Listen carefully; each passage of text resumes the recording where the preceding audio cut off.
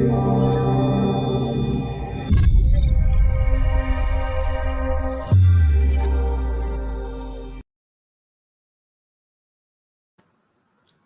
everyone, and thank you once again for joining us today in today's Acceleration Summit panel discussion on happiness and education. I'm Peggy Pelonis, the president of ACS Athens, an American international school in Athens, Greece, and the chair of the Ideagen Athens.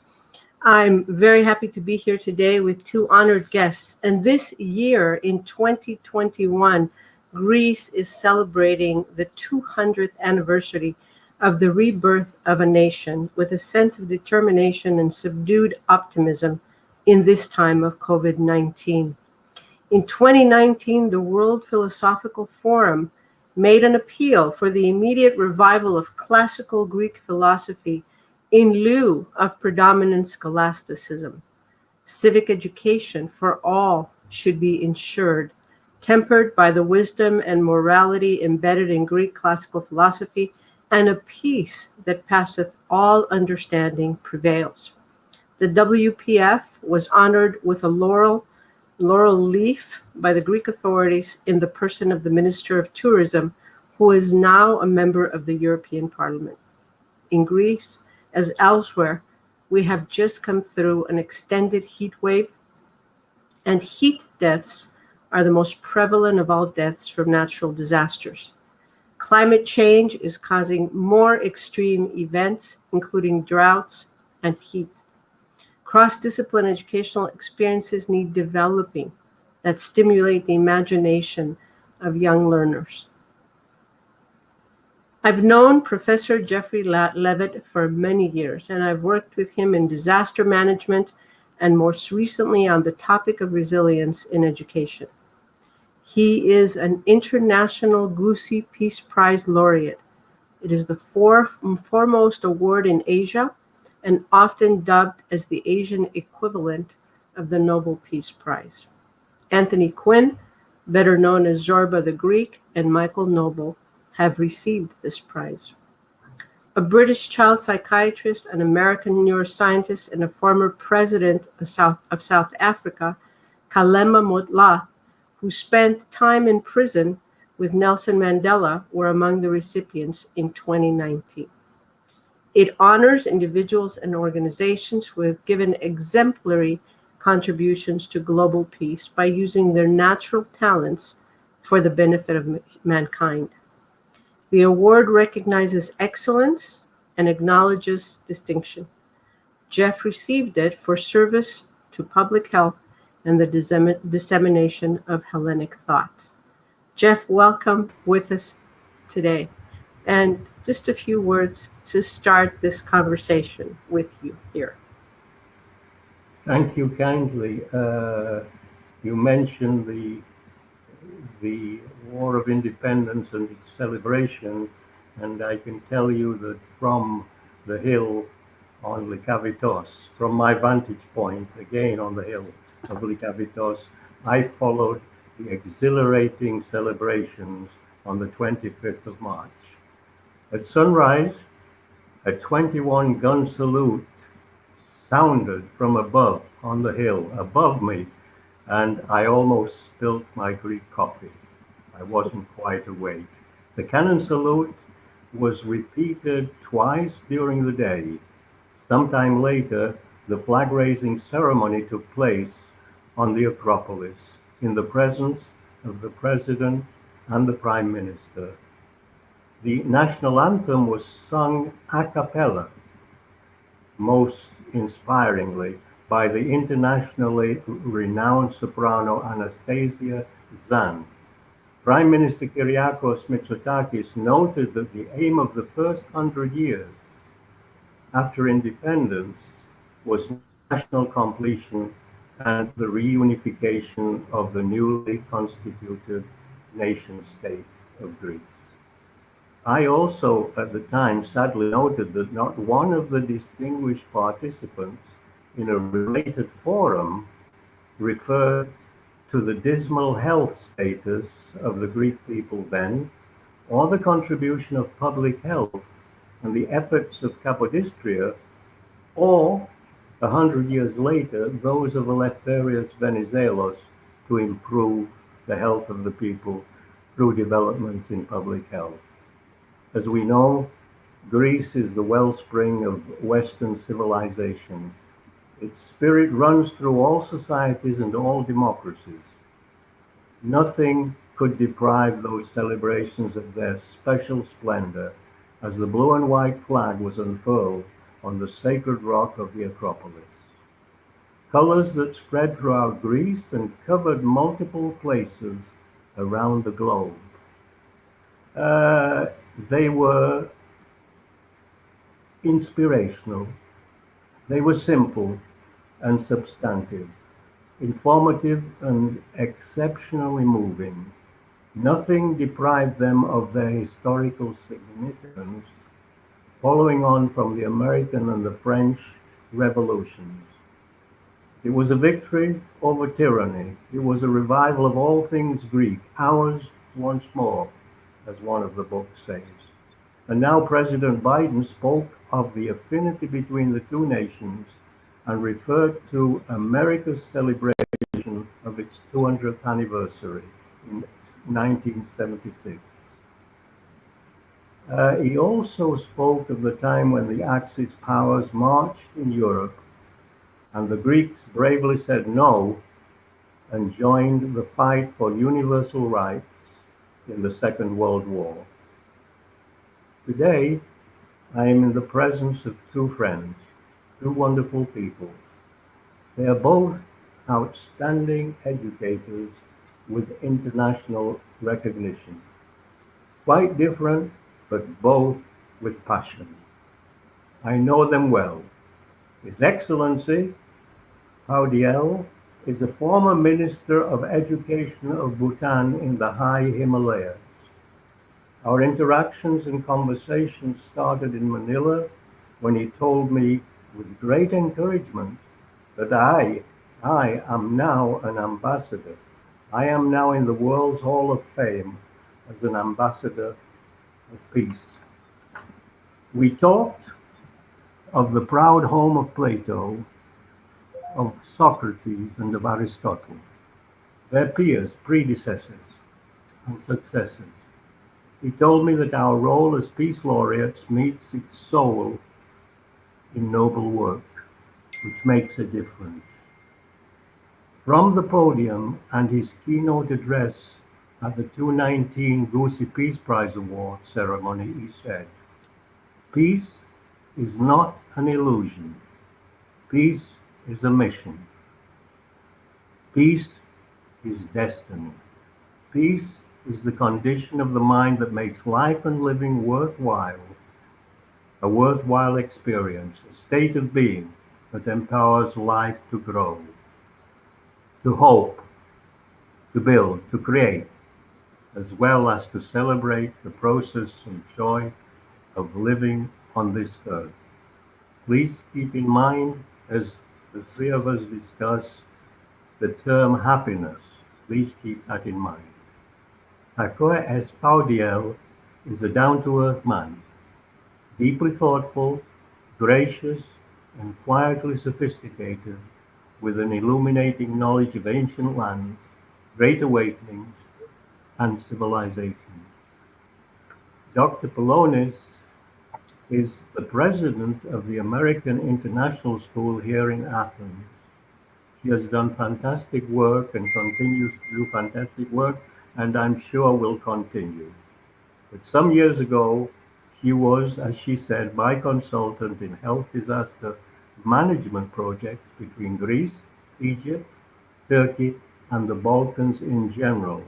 She was an expert then in psychology and dealing with problems of survival after disaster.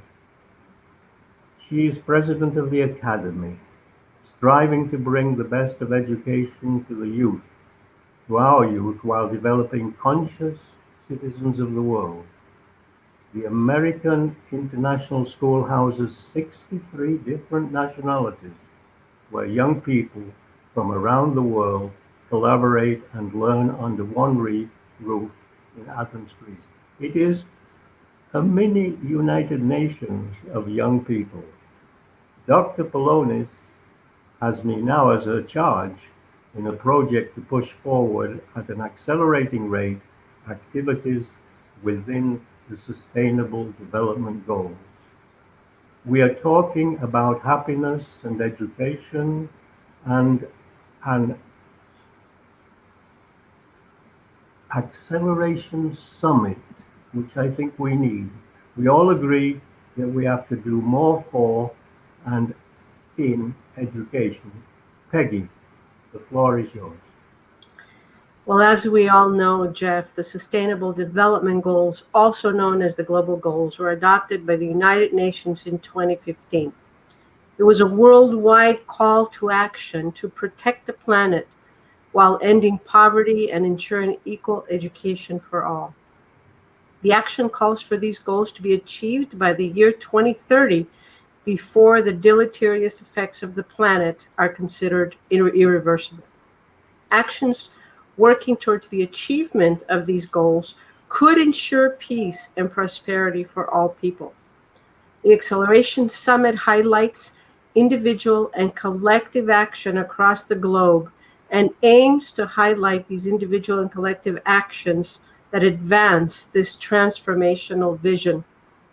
As you previously mentioned, Jeff, though there's much being done across the planet to advance and ensure such a vision, education holds the key towards ensuring that following generations develop mindsets of sustainability and positioning of self in the world in ways that not only do not harm, but rather problem solve and prevent violence, inequality, damage to the planet, and so on. In a world where technology is advancing at light speed and changes taking place daily are multiple and on various levels, conscious citizenship is also necessary to be developed as quickly. Back to you, Jeff. Thank you. I think that you are underscoring hope at a time of great problems, and that is most important. Let me now say something to my friend, the Emeritus Minister of Education for Bhutan.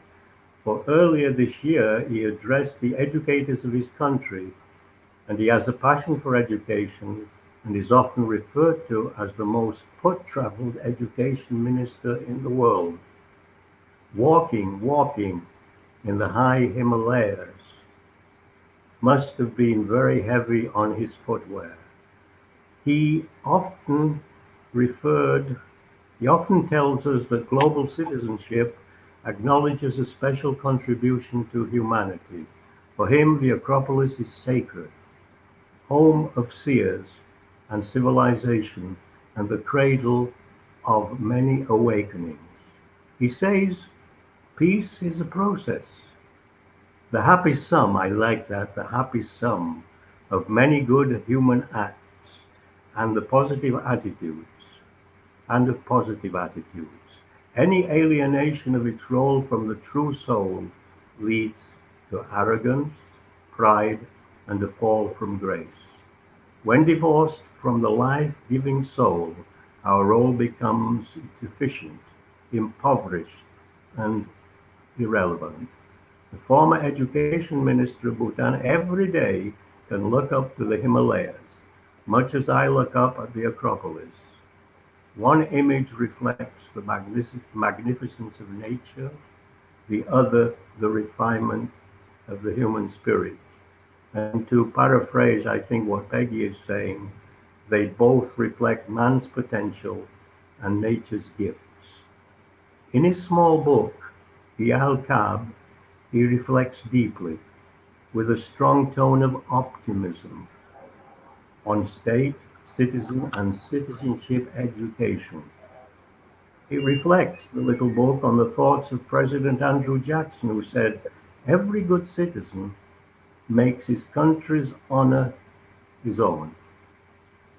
On Pandit Nehru, who said citizenship consists in the service of the country and of course Socrates, who said, I am a citizen of the world. But if its citizens are lacking in education and reason, the educational system needs reform. My summary of the little book is that education benefits moral maturity of young people, sustainability of our world, and development of civil society. It must be for the many and not for the few, and it must create a more inclusive society. Education is a societal function for the time-consuming development of moral character in children, leading to the status of active citizens through civic education of global citizenship. The route is both informal and formal. It is both the home and the school.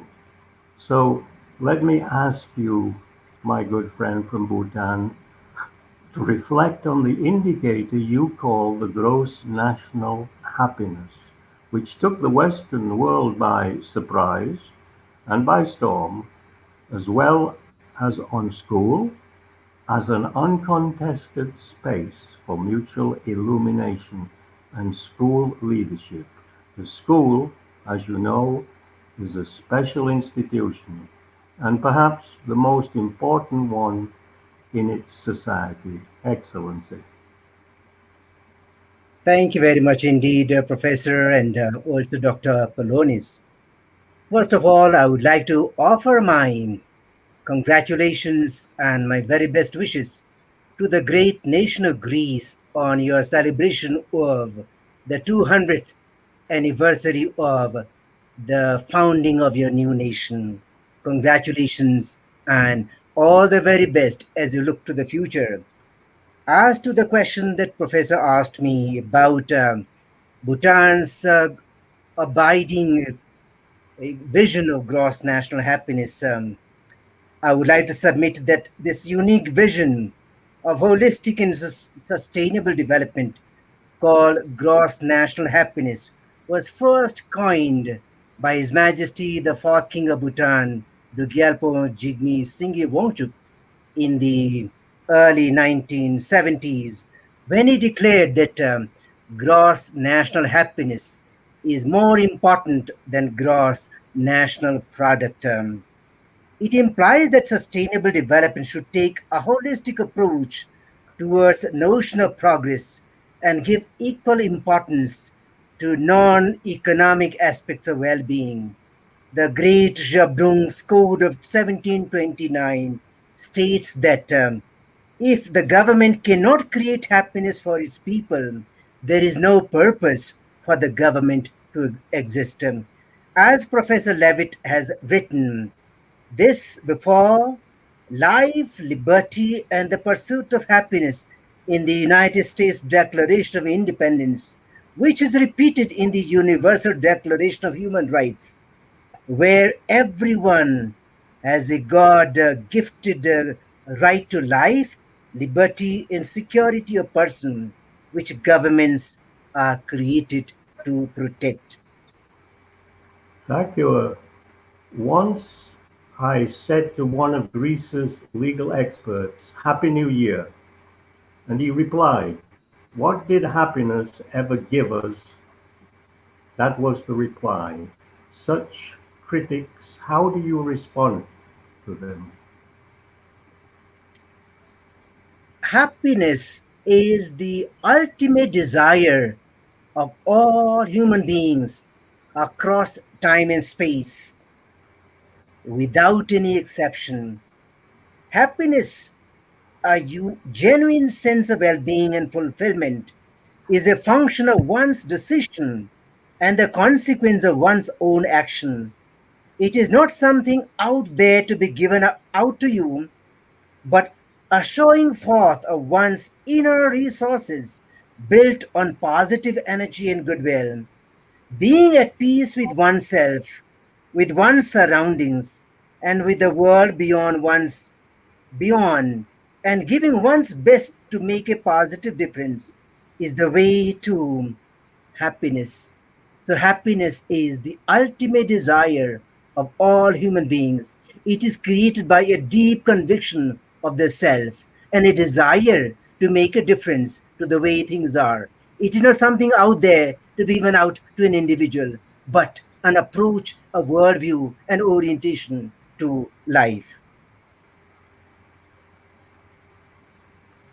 Let me enter here, if I can, a plug for Socrates, who promoted the concept of global citizenship and gave us an interesting and simple dichotomy for order disorder, system chaos, creativity destruction, in his phrase, in stones, bricks, tiles, disorderly scattered on the ground, or arranged in a functional, erected dwelling. My dwelling is your school. Socrates is also the father of life learning, lifelong learning. Having listened to a soldier singing outside of his death cell, he asked him to sing the song again. The soldier balked and said, "Forget it, old man, for soon you will be dead." "That's the point," he replied. "That's the point. Before I die, I have a chance to learn just one more thing." Socrates believed, yes, he was religious, that life without philosophy remains unexamined, and furthermore, he had humor. Socrates had humor. He told his supporters and detractors, alarmed by his supreme intelligence, "I could have been smarter if I had had the means to the 50 drachma course given by Prodicus. Being poor, I took the one less expensive." I think that is a wonderful message for all of us in education because it says so many, many things. Back to you, Thakur. Back to Bhutan. Oh, thank you very much indeed. As far as education is concerned, the rulers of Bhutan, their majesties, the kings, saw right from day one that education was going to be the primary instrument for the transformation of a deeply inward looking, reflective, and spiritually rich country. And education has since become the primary instrument for the transformation of this country. And I'm a great fan of education, a great fan of schools, and indeed children. And this nation, Bhutan, cared and it dared. It sets its eyes on the light of learning. This school is the living, flowing breath of that light and that care and that love. Today we inherit that light and that love by right and by responsibility. The future will show what we make of this inheritance. This is the moment to decide. I was telling my colleagues, fellow teachers, children are already here. The bell has gone. It is assembly time. As the flag rises and the anthem rings, we march with a vaster realm. The school transforms. We are unified. We are uplifted. The vision of our flag connects us with a larger reality. The rhythm of our national anthem links us to a wider consciousness. All distances dissolve and all differences disappear. The East and the West, and the North and the South become one. It is the charge of the sacred and the solemn. It is the supreme moment. My individuality merges with the collectivity. That is the nation. I am a part of the whole, and the whole becomes part of my being. I partake of all that goes to the making of my nation, and of all that is dear to her being and her sovereign self. I embrace the very person of my nation as I pray for my king and my people and for all sentient beings. I obtain a glimpse of our very soul. Bhutan comes together. We build our nation. The assembly is a moment of solemn reflection. In Bhutan, we have a system of having morning assemblies every single day. The assembly is a moment of solemn reflection and dedication. It is the time for the big theme of the day, for the galvanizing message to the surging mass. This moment is meant this moment is meant to capture the mood, enlarge the mind, and expand the heart. It invokes the destiny of the institute and the destination of the scholars. This moment is bigger than the individuals, larger than the subjects, and um, and indeed, um, uh, and indeed, the person who stands in front of the multitude, is called upon to measure up. There is normally the principal of or the head teacher or the teacher on duty for the day. The person who stands in front of the multitude is called upon to measure up and to inspire. Truly, the life of the institute is shaped by what happens during this precious moment. It has been my good fortune to share a common space and a common passion with my fellow teachers. Today, I pay my tributes to them, my fellow educators, for the courage that they have to take up this most difficult job there is in the world, to teach. At that moment of truth, when you told yourself that of all the things that you could do in the world, you would rather share your life and your learning with children, you set yourself on a mission like no other, a glowing testimony of your ability and your success. You are today called upon to lead and to guide the destiny of your school. The school is animated by the children, the teachers, and the principal, the head teacher, who guides its destiny. And the morning assembly is a deeply, deeply solemn moment to galvanize the whole school together to a destiny beyond the present. Thank you.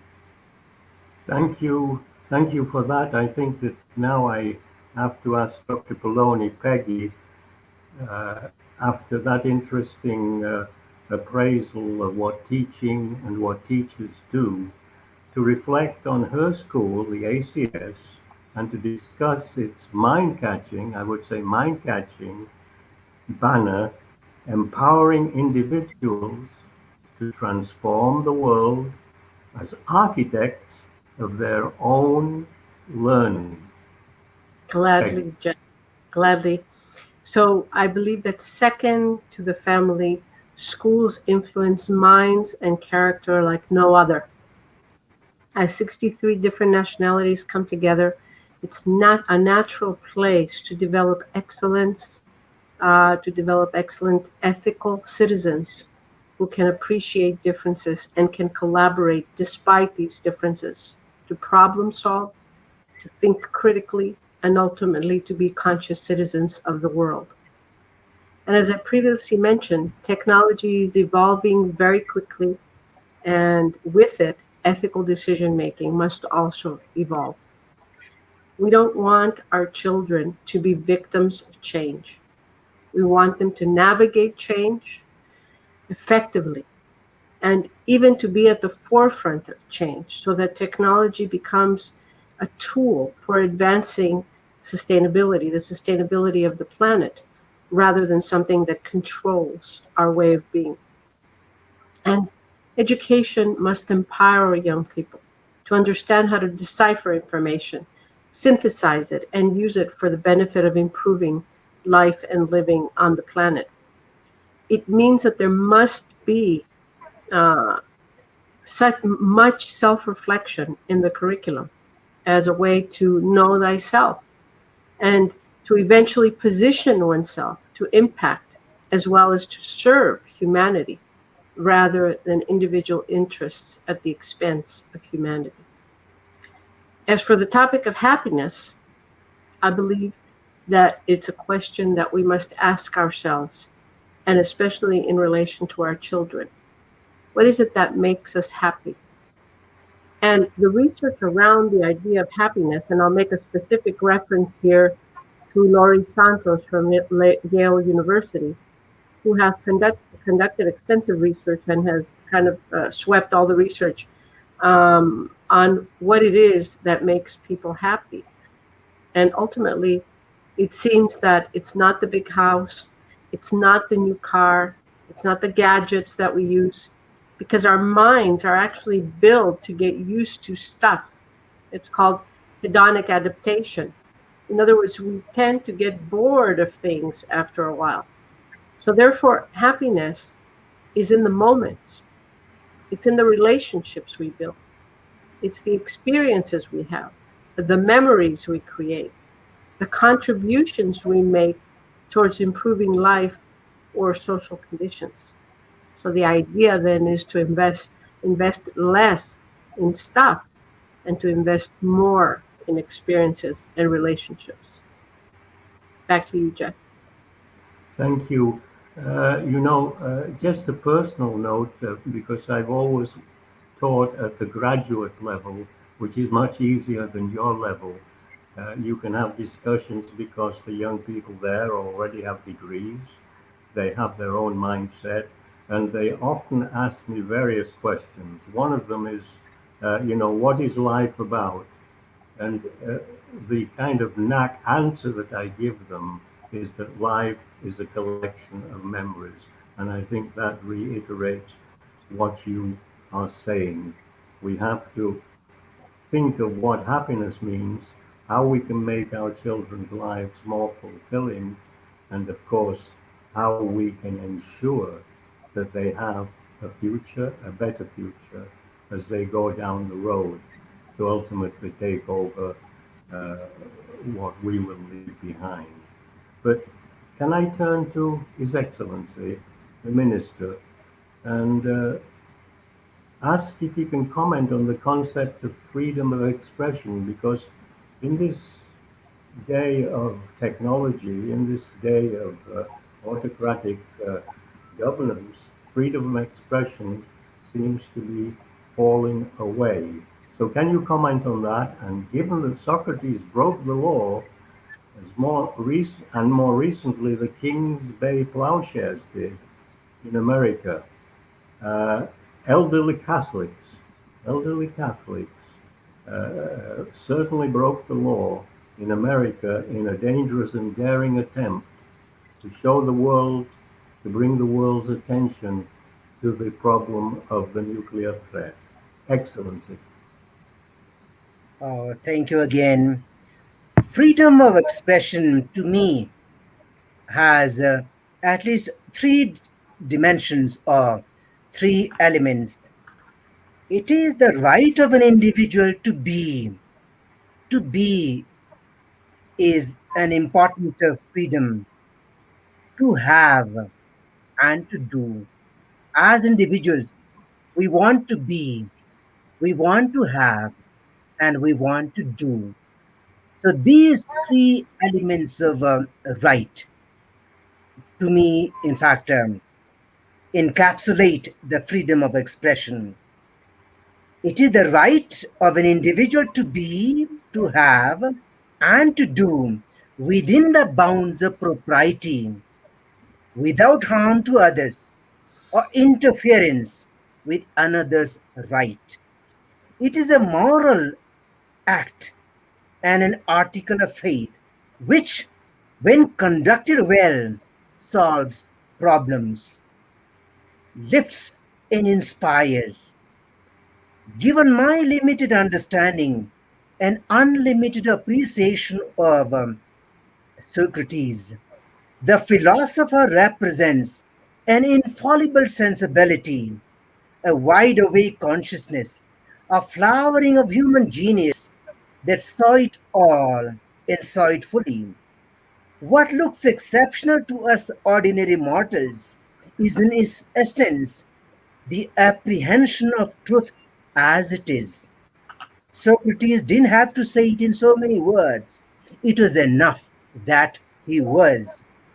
As to the plowshares, it may be helpful to put it through the prism of means and ends and seek to resolve the apparent tension between them. In my scheme of things, the means must justify the ends. If the end is noble, the means to achieve that end will have to be noble as well. On one level, the dramatic act of the actors there was an act of trespass. In one On one level, the dramatic act of trespass was to alert the world to the dangers of nuclear weapons, and it can be seen as a courageous service and noble gesture for the preservation of mankind. So this can be seen from the prism of both means as well as ends. For me, the means will have to justify the ends. Thank you. I think that the nobility of teaching, and I remember this in the war years when I was very young, and they were mainly female teachers because men were at war. But it struck me then that there was a nobility. And wouldn't it be wonderful to go back to school? So let's go back to school, Excellency. Thank you very much indeed again. For me, for me, education is still the noble sector of public service. No other sector has ever been called the noble sector. So, as an educator, I consider education to be the noble sector. It is supposed to help young people cultivate the nobility of their mind, cultivate the nobility of their heart, thereby leading to the cultivation of the nobility of action. So, when the head and the heart and the hands are engaged on the principle of nobility, this world, our society, our humanity will also be noble. That is my conviction. At school, when we talk of leadership, leadership is of a very special kind at school. You are face to face with real people at school, at college, at universities. You are face to face with real people, flesh and blood individuals. You do not have the luxury of space and distance that provide some respite, however brief, as in some other occupations. Right here is the child, the scholar, your charge, who is a pupil, but more than a pupil. Here is a bundle of dreams, of hope, and a possibility. How do you organize your school to support and advance the myriad dreams and hopes and possibilities that children come with them? And here are the teachers. So there are the children and there are the teachers. So, as the head of the school, how do you conduct yourself? Here are the teachers looking up to you to lead and to inspire. You are called upon to set the priorities and lay the ground rules for the school. Teachers are an amazing community. They hold the key to the success of your children. Your leadership has the power to ignite the fire of their imagination and achieve excellence in student performance. Curriculum is another element that the principal, the head of the institution, has got to face. Curriculum and community have their own share of claim on your time and attention. I'm addressing the school principal. The curriculum as a treasure chest of a nation's aspiration and human experience, human excellence is the reason for the school being there. The curriculum, it encloses, the curriculum enshrines the best dreams, the best aspirations, and the best hopes of the nation, of your people, of the community. So, how do we address the curriculum as the head of the school? The curriculum is the treasure chest of a nation's aspiration for human excellence. It is the reason for the school to be there. This is the reason why you set up. You have a package of dreams, and to manifest the dream, you set up your institution. The community looks up to you and is expected to look up to you in much the same way as the ancient mariners look up, looked up at the North Star for direction. And then there is the general presentation and ambience that sets the school apart from a utility facility. Every object speaks here: the entrance gate, the play fields, the gardens, the streams, the ponds, the corridors, the hallways, the classrooms, the staff room, the library, the laboratories, the service facilities, the surroundings, nooks and corners, all make their own statements and convey powerful messages. Whether these objects and spaces inspire the love of life and the love of learning depends upon how imaginatively and creatively they are engaged.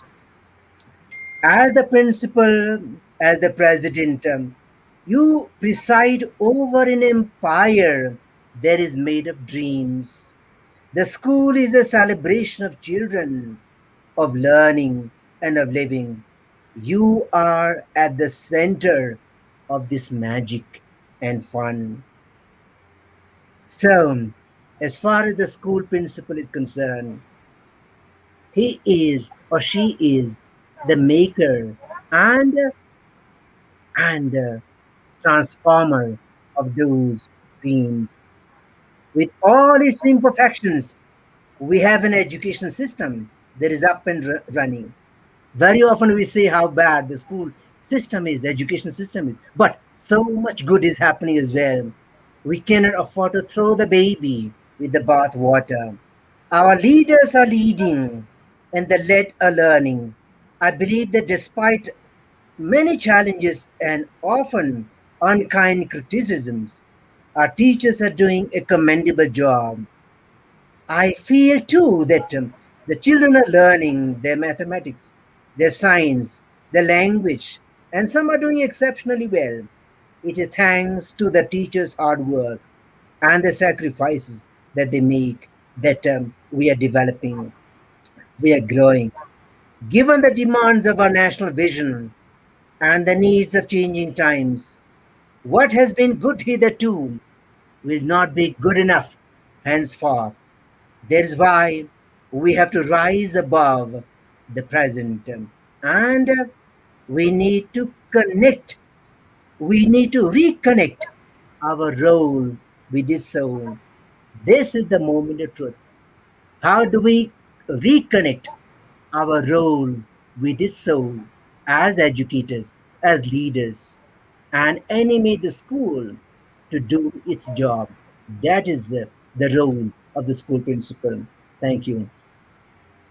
And I think, Excellency, the only or one answer could be the education of the mind, body, and the soul, a connection of these three that not only applies to students but also to teachers as well. And indeed, I would agree as to the honorable work of the teachers, particularly these past 2 years with the onset of the pandemic. Education continued without pause. And though this speaks to the advancement of technology to allow education to take place virtually, it also speaks to the commitment of teachers across the globe to pivot and to change methodologies and platforms while remaining committed to educating the youth no matter what, oftentimes putting aside their own personal issues. Back to you, Jeff. What are we hearing? Teaching for human excellence, uh, a bundle of dreams, uh, a bundle of dreams that must be maintained throughout life, and of course the fulfilled life. Because we are just after the 4th of July celebration, the American experiment in free government, I think we have to just say a few words. A few words about the eloquence of the Declaration of Independence from Great Britain in 1776. It's beyond question, its eloquence. Self-evident truths.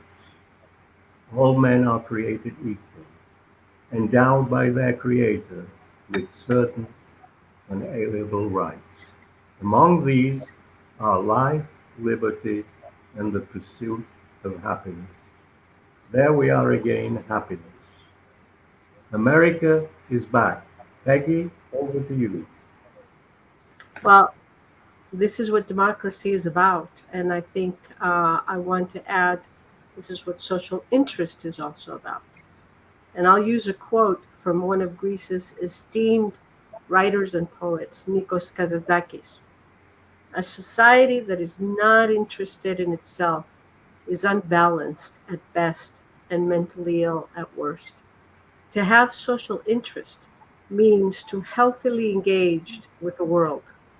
It presupposes an acknowledgement that one's own well being is intertwined with the well being of everyone else.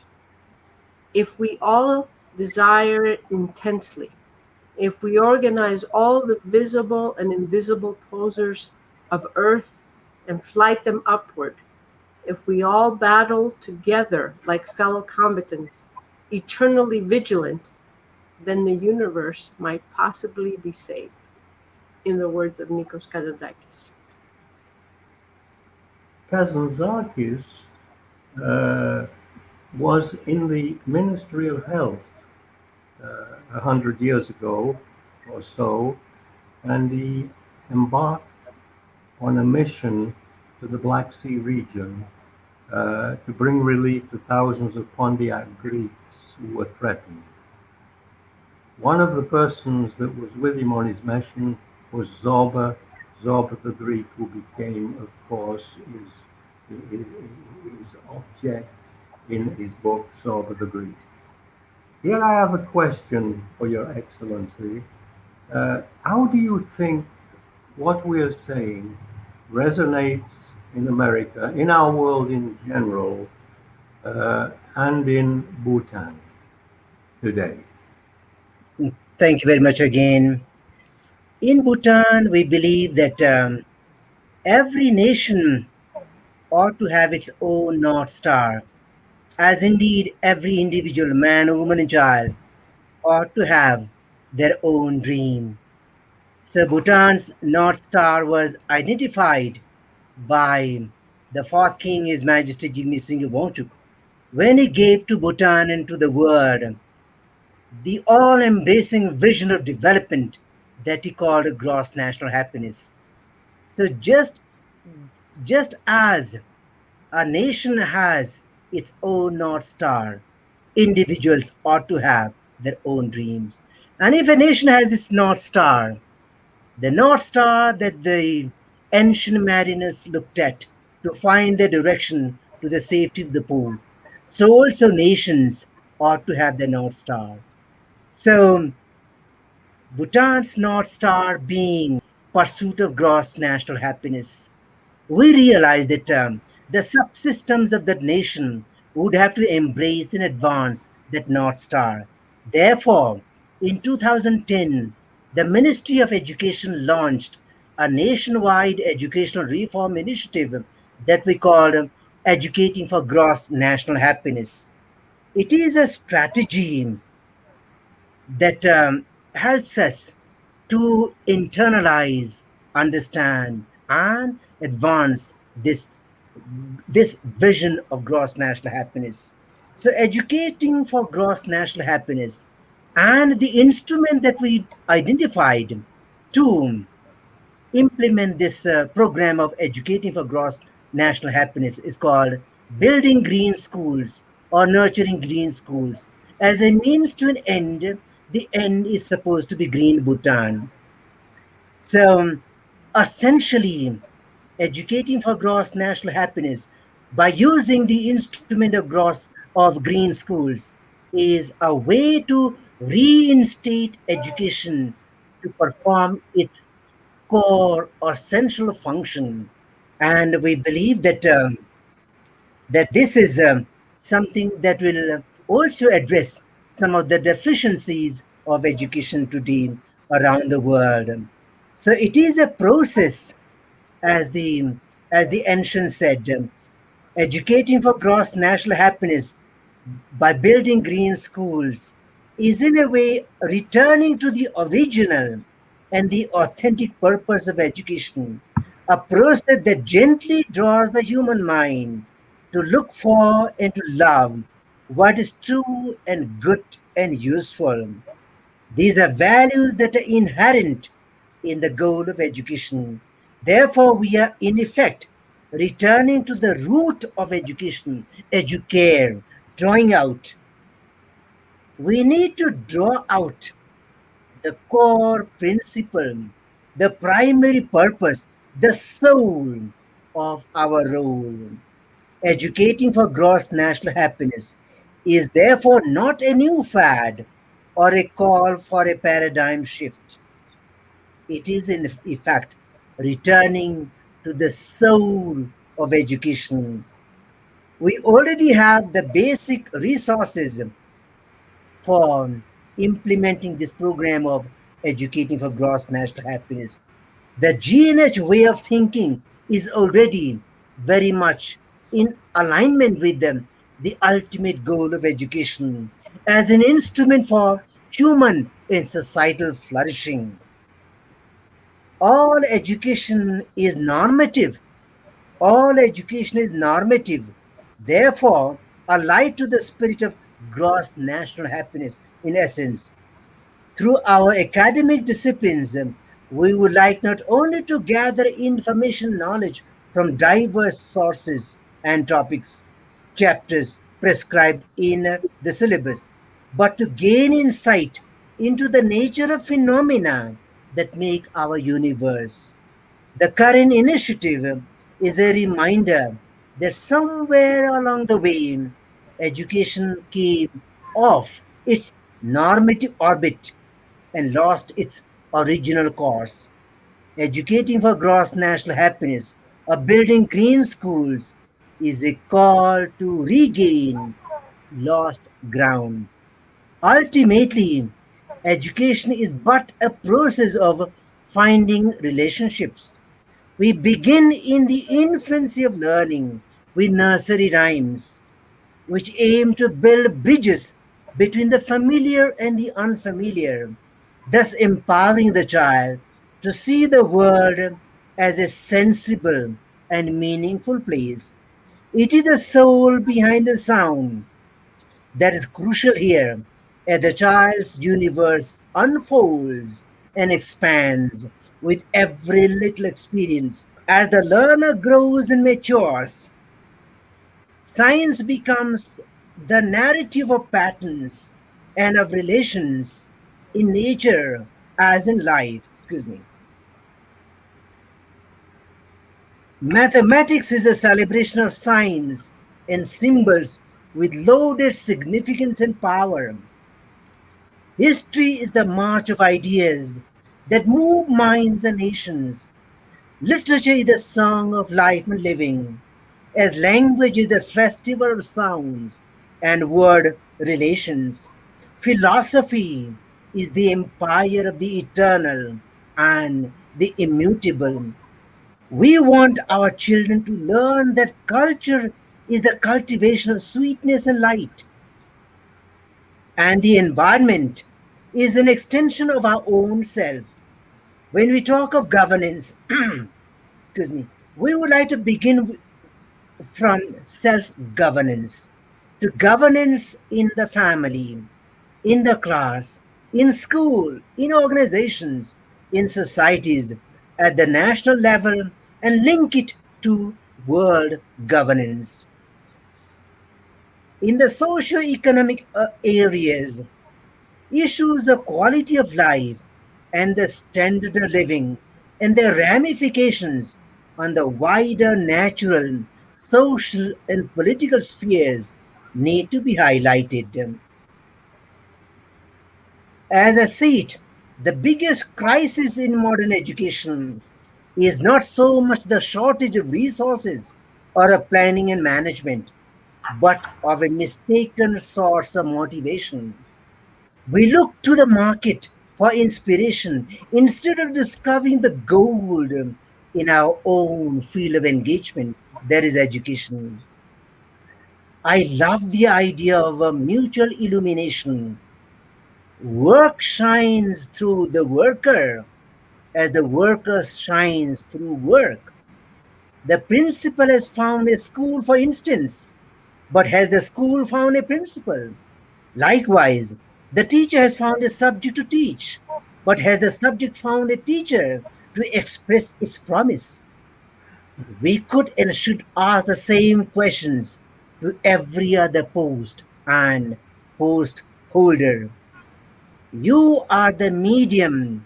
The teacher, the principal, the educator is the medium through which the finest ideas about education speak.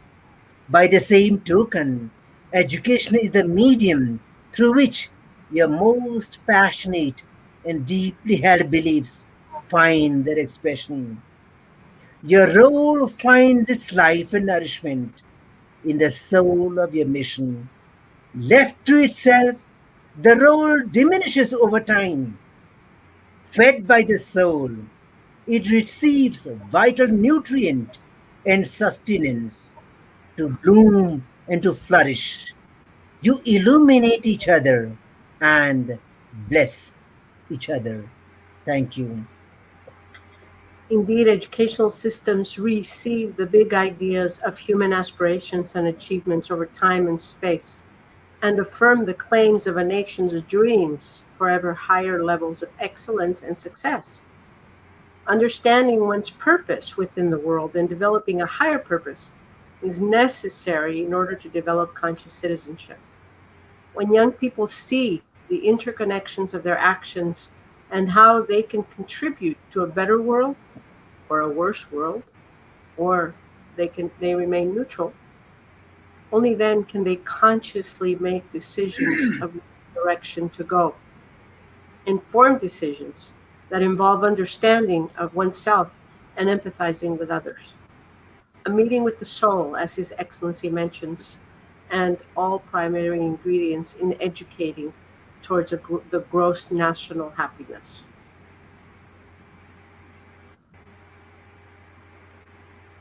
And back to His Excellency. As I submitted early on, gross national happiness as the sublime goal of Bhutan provides an ideal vision for education to give it meaning and purpose. Ultimately, the goal of education is the cultivation of good life. The goal of gross national happiness is the building of a good society. So, good life and good society go together. So, the vision of gross national happiness and the vision of education are in the long run ultimately the same. And we have to see them as such. Thank you. And towards that end, empowerment involves tapping into individual strengths and providing the platform for these to grow and to develop. It means paying attention to what each person has to offer. Innovation comes in many forms, and a deep sense of purpose, along with the courage to take risks towards solving and preventing problems that put the planet and humanity at risk, is empowerment at its best. It also means having the courage to be imperfect. Excellency? As an educator, I see education actually um, based on two principles. The first principle is the principle of hope, and the second principle is the principle of possibility. hope. We hope that education can make a change. It can bring about improvement in the world. And I know that educators will rise to the challenge. If education cannot rise to the challenge, there is no incentive for us to set up schools, colleges, and universities and collect the most precious segment of the society, our children and young people, and keep them there in our institutions of learning for extended periods of time. So there is hope that things will be better. The future will be better. So it makes sense to educate our people. It makes sense to depute teachers to guide our children. And I know that educators will rise to today's challenges. I know that my fellow educators in Bhutan will respond to match the need of the hour and release the light in them to honor and to advance the nation's dream. We owe it to our children and to our country and to the world to offer the best that we are capable of. The journey has begun. You are the light on the way. Educating for gross national happiness is another name for education coming back home to itself and to remind us of its forgotten promise. It is the system taking a pause to reflect on what is important for our country after all.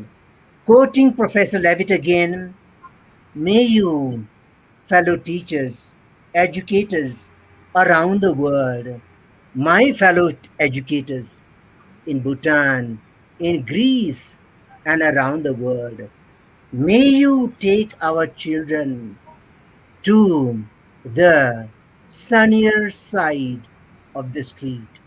We owe it to them. We owe it to the world.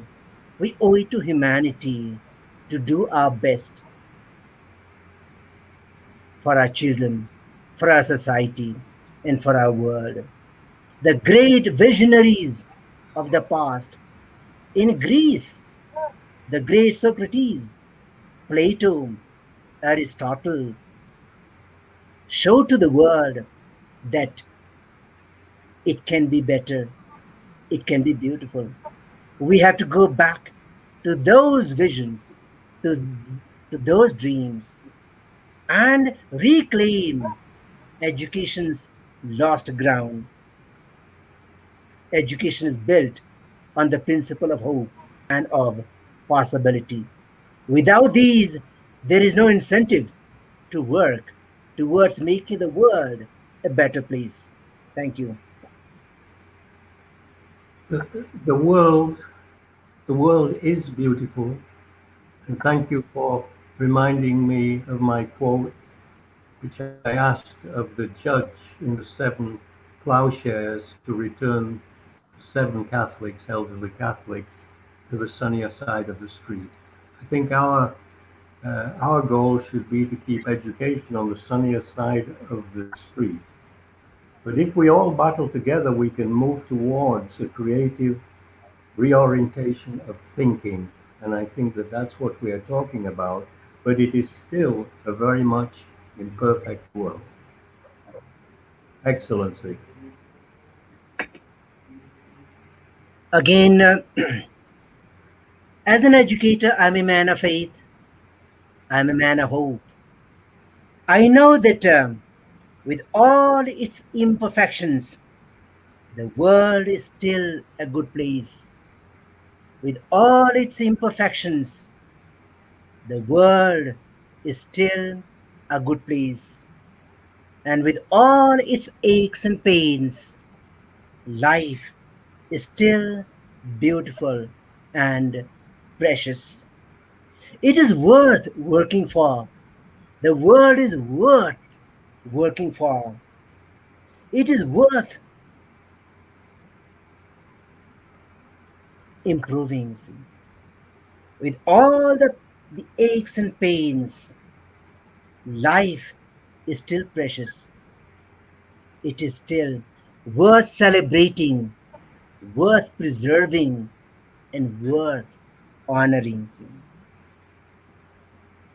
What matters is that we play our part wherever we are to make a difference.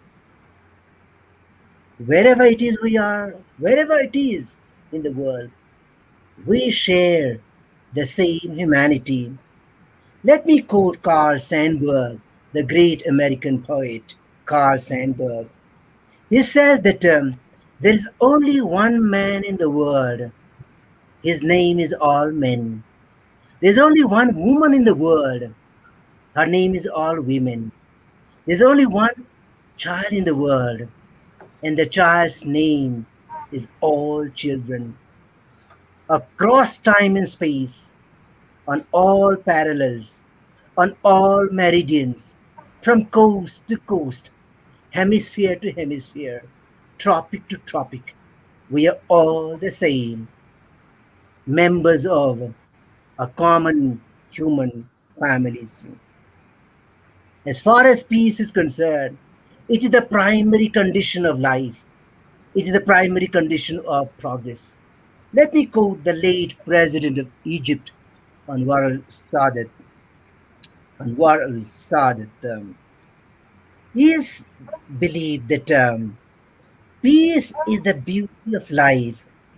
It is sunshine. It is the smile of a child, the love of a mother, the joy of a father, the togetherness of a family. It is the advancement of man, the victory of a just cause, the triumph of truth. It is all these and more. This is the importance of It, peace, of it is education. also it is also COVID. We're not through COVID yet, and it is still dangerous. And I would like your vision of post-COVID, Excellency. I have Your seen birth. that, sorry. I know that this has been an unprecedented challenge that humanity faces. We were totally unprepared for this, but it's here. My hope and my prayer for the post COVID world is that, minus the virus, some of the good things that have manifested themselves in the COVID times remain for all times to come. The spontaneous manifestation of essential human goodness and the selfless spirit of sustained caring and sharing holds beyond the pandemic. The pandemic has been painful, it's been devastating, but the lighter side of it, there have been some, there's been some silver lining that accompanies the COVID times. Around the world, we have seen a spontaneous manifestation of basic human goodness. The spirit of caring and sharing, the spirit of goodwill, positive energy, trying to make a difference, relieving pain in each other. So there's been so much of goodwill. Mother Earth has become greener. The air is fresher. Water is cleaner. Vegetation is that much more healthy. There's been much less pollution for once, all in a way thanks to COVID. So there have been some very positive byproducts of COVID as well. So my hope is that, minus the virus, these positive gains remain beyond COVID-19. I feel that COVID has also taught us that at the end of the day, we are just humans, just mortals. Even the mightiest of countries, the mightiest of nations, have been rendered helpless in front of the scourge of this COVID. So, my hope is that when the scourge of COVID 19 is behind us, let a new world order and a more humane society and a wiser view of life emerge. If mankind falls back to its old habits of mind and unsustainable patterns of living after so much of suffering, it'll be so futile, such a tragic, tragic waste. So much of pain and suffering must make us wiser, saner, and humbler, and that the world would have learned something positive, something good. And these new lessons remain beyond COVID 19. This is my prayer for the post COVID 19 world. Thank you. Thank you. Thank you for the book. Here is the book of His Welcome. Excellency, which I read again in quarantine, and I would just ask him to make a comment on Heraclitus. Heraclitus, I know so little about this great mind. I know that his immortal wisdom, nothing stays, everything flows. As the Buddha said, nothing is permanent. Even COVID 19 is not permanent. It'll go, it'll pass by.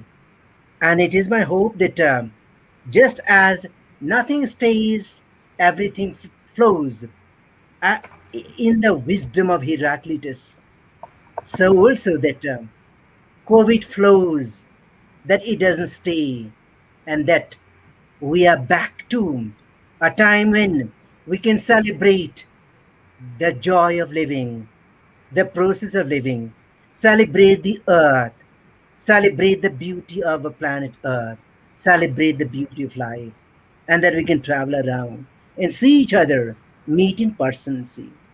So this is also, I think, a great realization that would would relieve humanity today. A lot of the people today in the world believe that perhaps this COVID is going to stay forever, and that life is going to be condemned to the scourge of COVID 19. But that is not going to be the case. Follow Heraclitus. Nothing stays, everything flows, including COVID 19. And as you say, Excellency, and I think this is a very good place to bring a closing to this conversation. But as you say, it's a time of rehabilitation of the goodness of the human race in the face of desolation and disaster. And you call it Revolution 5.0, the return of the human. A revolution for and dedicated to life now and forever. That's a direct quote from you. And at this point, I just want to say thank you from the heart to Professor Levett and to Excellency Powdyel for a most enlightening conversation in light of the Acceleration Summit. It has truly, truly been an honor today here. Thank you for joining us. Thank you. Thank you very much indeed.